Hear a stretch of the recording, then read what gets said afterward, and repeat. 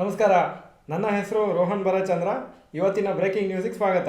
ಇದು ನಮ್ಮ ದೇಶದ ಫೈನಾನ್ಸ್ ಹಾಗೂ economic news.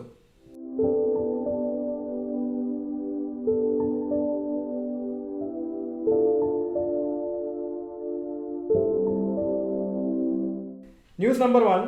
Mahindra auto sales jump 17% year on year in September at 75,604 units.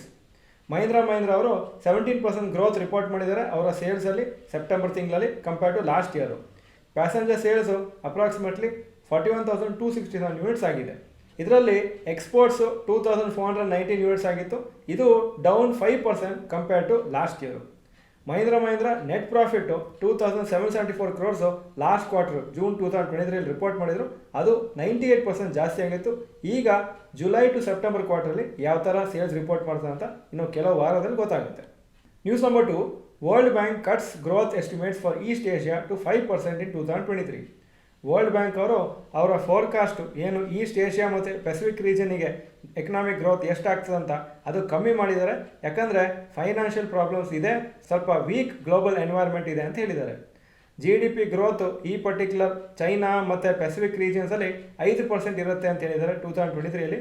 ಹಾಗೂ 2024ಅಲ್ಲಿ 4.5% ಆಗುತ್ತೆ ಅಂತ ಹೇಳಿದ್ದಾರೆ. ಇದರ ಮುಂಚೆ ಅವರು ಫೋರ್ಕಾಸ್ಟ್ ಮಾಡಿದರು 5.1% ಆಗುತ್ತೆ ಈ ವರ್ಷ, ಹಾಗೂ ನೆಕ್ಸ್ಟ್ ಇಯರ್ 4.8% ಆಗುತ್ತೆ ಅಂತ. ವರ್ಲ್ಡ್ ಸೆಕೆಂಡ್ ಲಾರ್ಜೆಸ್ಟ್ ಎಕಾನಮಿ ಚೈನಾದಲ್ಲಿ ಈ ವರ್ಷ ಗ್ರೋತ್ ಪ್ರೊಜೆಕ್ಟ್ ಮಾಡ್ತಾ ಇರೋದು ವರ್ಲ್ಡ್ ಬ್ಯಾಂಕ್ ಪ್ರಕಾರ 5.1% ಮಾತ್ರ. ಪೆಸಿಫಿಕ್ ಐಲ್ಯಾಂಡ್ ಕಂಟ್ರೀಸು, ಈ ಫೀಜಿ ಐಲ್ಯಾಂಡ್ಸು ಮತ್ತು ಸಣ್ಣ ಐಲ್ಯಾಂಡ್ಸ್ ಇದೆ, ಆ ಕಂಟ್ರೀಸದು ಗ್ರೋತು 5.2%ವರೆಗೂ ಆಗ್ಬೋದು ಅಂತ ಎಸ್ಟಿಮೇಟ್ ಮಾಡಿದ್ದಾರೆ.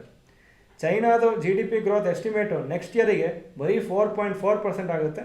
ಅದರ ಮುಂಚೆ ಅವರು ಪ್ರಿಡಿಕ್ಟ್ ಮಾಡ್ತಾಯಿದ್ರು 4.8 ಆಗುತ್ತೆ ಅಂತ. News number 3. Be ready for massive changes ಅಂತ ಹೊಸ L&T ಚೇರ್ಮನ್ ಅನೌನ್ಸ್ ಮಾಡಿದ್ದಾರೆ. SN ಸುಬ್ರಹ್ಮಣ್ಯಮ್ ಅವರು ರೀಸೆಂಟಾಗಿ ಲಾರ್ಸನ್ ಆ್ಯಂಡ್ ಟೂಬ್ರೋ ಕಂಪ್ನಿದು ಚೇರ್ಮನ್ ಆದರು. ಅವರು ಟೇಕ್ ಓವರ್ ಮಾಡಿದ್ದಾರೆ ಚೇರ್ಮನ್ ಹಾಗೂ ಮ್ಯಾನೇಜಿಂಗ್ ಡೈರೆಕ್ಟರ್ ಆಗಿ.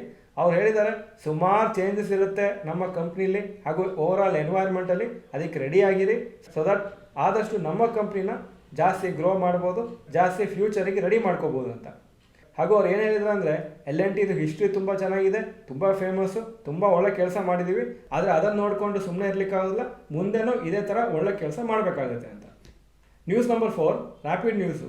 JSW infrastructure second largest commercial port operator ಇಂಡಿಯಾದಲ್ಲಿ ಅವರ IPO 15-20% ಗೇನ್ಸಲ್ಲಿ ಲಿಸ್ಟ್ ಆಗ್ಬೋದು ನಾಳೆ ಅಕ್ಟೋಬರ್ 3ಗೆ. ಹಾಗೂ ಹೆಲ್ದಿ ಪರ್ಫಾರ್ಮೆನ್ಸ್ ಇದೆ ಪಾಸ್ಟ್ ಫೈನಾನ್ಷಿಯಲ್ ಇಯರ್ಸಲ್ಲಿ, ಅದಕ್ಕೋಸ್ಕರನೇ ಒಳ್ಳೆ ಡಿಮಾಂಡ್ ಬಂದಿತ್ತು ಈ ಪರ್ಟಿಕ್ಯುಲರ್ IPOಲ್ಲಿ.